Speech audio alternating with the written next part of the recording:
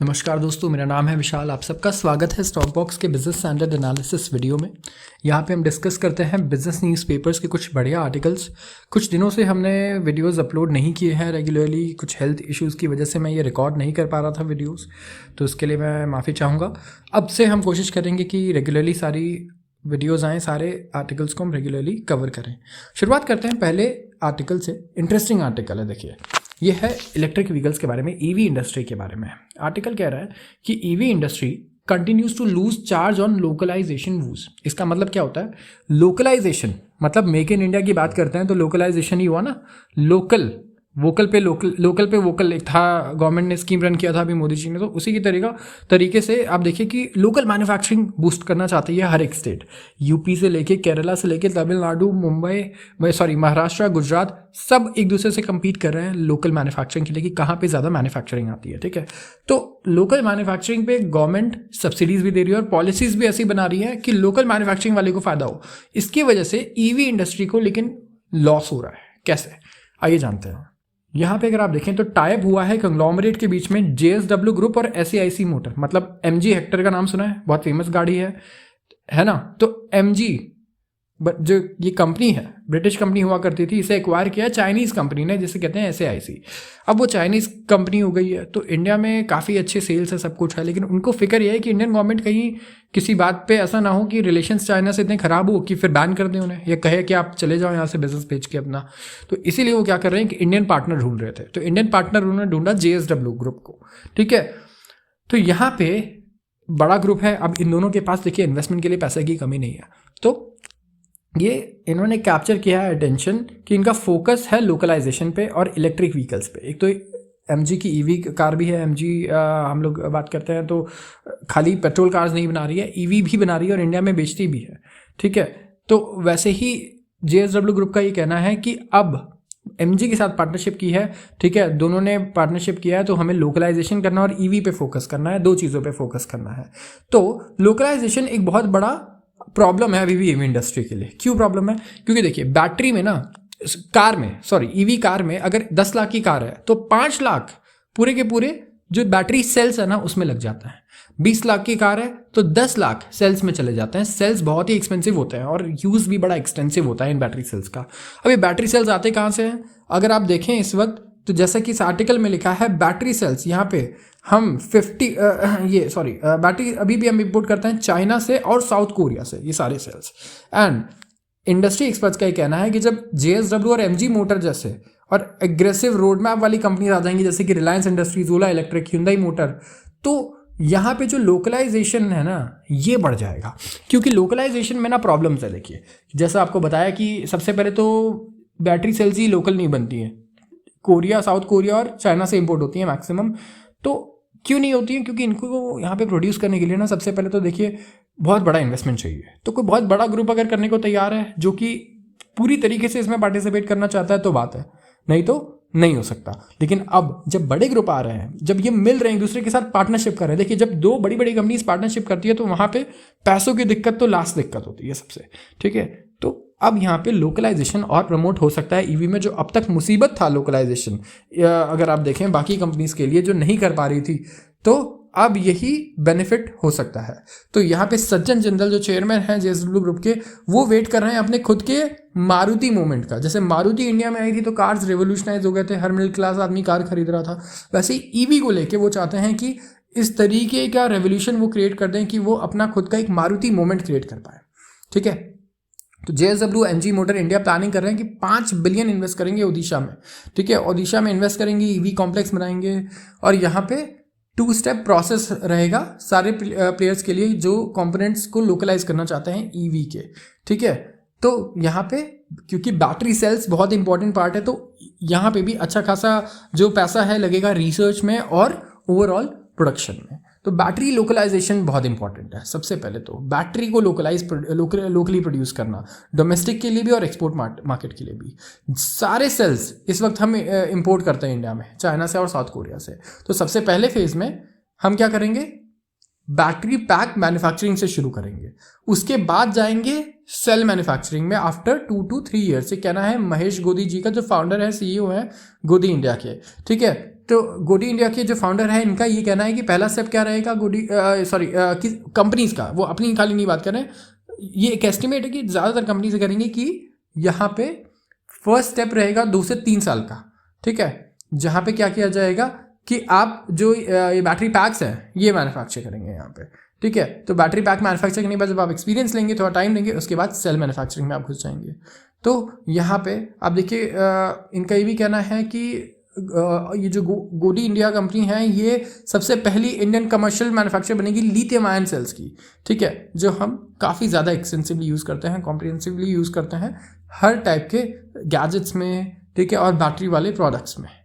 तो यहाँ पे HMIL का केस लीजिए। HMIL क्या है? Hyundai मोटर्स, ठीक है। कंपनी ने प्लान किया है कि अनाउंस किया है प्लान 26,000 करोड़ के इन्वेस्टमेंट्स के over a period of 10 years in Tamil Nadu. यहाँ पे बैटरी असेंबली प्लांट भी इंडिया में सेटअप किया जाएगा, इनका ये कहना है। तो पूरी तरीके से जो लोकलाइजेशन है इसे करने के लिए हमें क्या करना पड़ेगा? सबसे पहले तो इन्वेस्टमेंट, बड़ा इन्वेस्टमेंट चाहिए, ठीक है। और इन लोकलाइजेशन में सबसे बड़ा जो प्रॉब्लम है वो क्या है? बैटरी सेल्स का है, क्योंकि सेल्स, पूरे सेल्स अभी इंपोर्ट होता है चाइना और साउथ कोरिया से। तो यहाँ पे सबसे ज़्यादा इन्वेस्टमेंट रहेगा और सबसे ज़्यादा फोकस रहेगा हमारी ईवी कंपनीज का। आते हैं अगले आर्टिकल पे।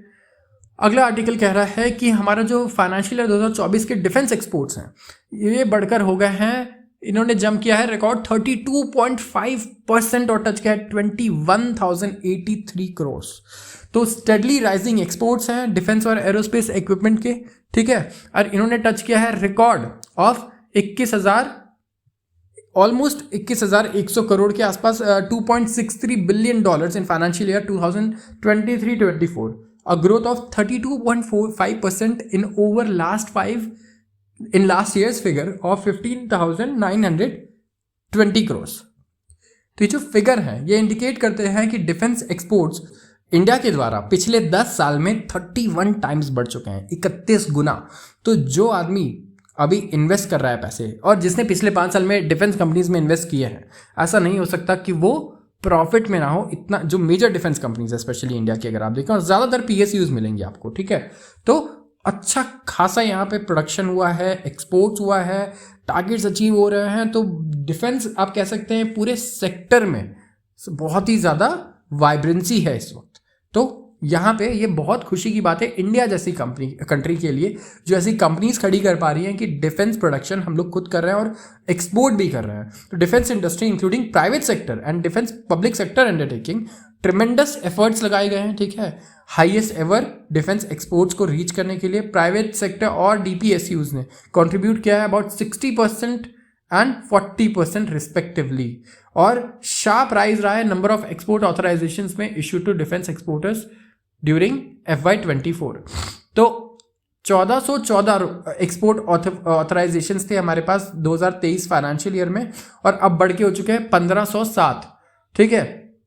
तो यहाँ पे अगर आप परफॉर्मेंस भी देखेंगे डिफेंस कंपनीज की, आज जो top 5 top 10 defence manufacturing companies को एक बार उठाकर देखिए स्टॉक मार्केट में, और देखिए 1 साल 2 साल 3 साल 4 साल 5 साल में क्या उन्होंने पैसा बना के दिया है इन्वेस्टर्स को। जो निवेशक रहे हैं उन सबको इतना बढ़िया पैसा इन्होंने दिया है।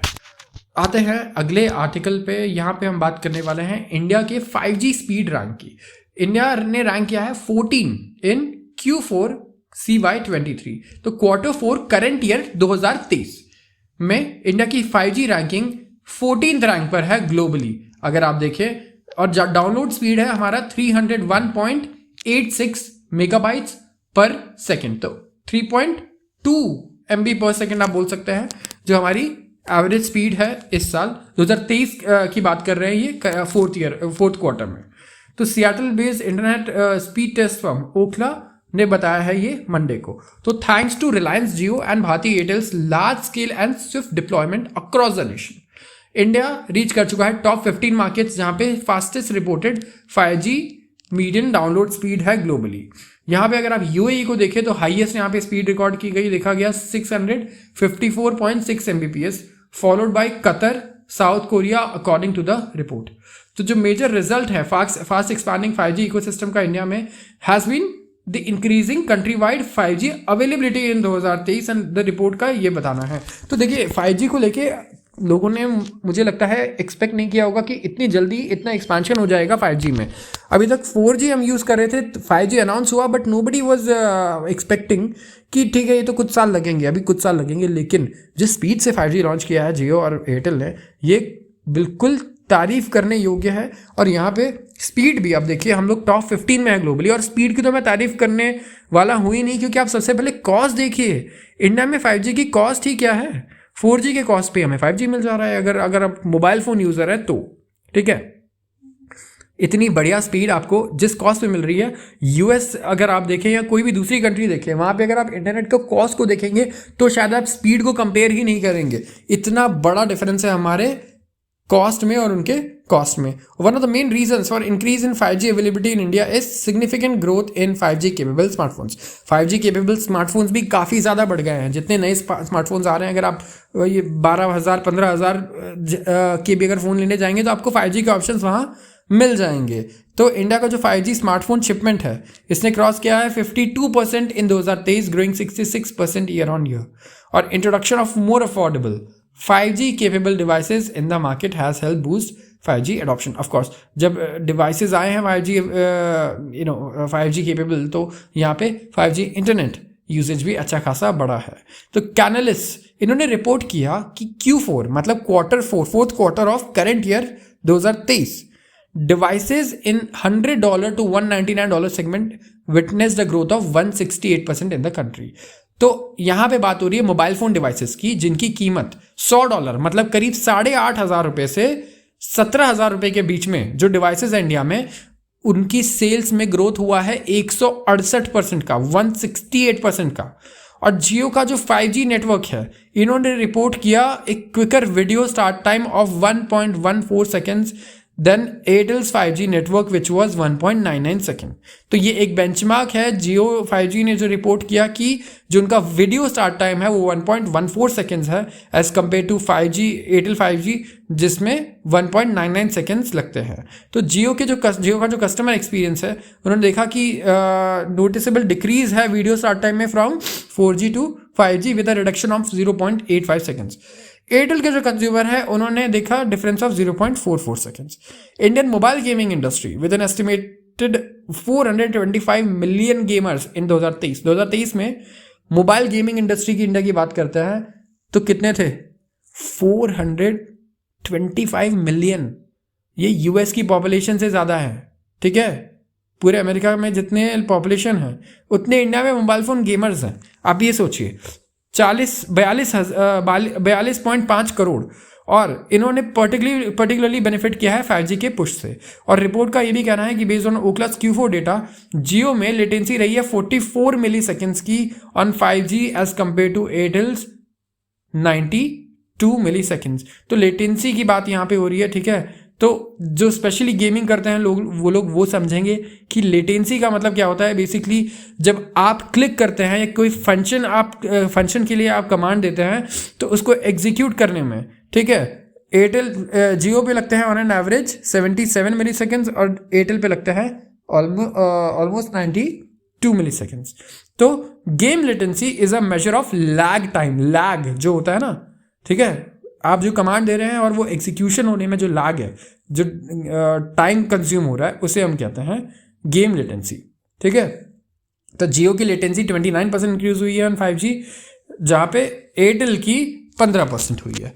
तो यहाँ पे हमें काफ़ी ज़्यादा बेनिफिट मिल रहा है पहले से, अगर आप कंपेयर करके देखें तो आज के लिए बस इतना ही। अगर आपको वीडियो पसंद आई हो तो ज़रूर लाइक करें वीडियो को और चैनल को सब्सक्राइब करना बिल्कुल ना भूलें। आप सबका बहुत बहुत धन्यवाद।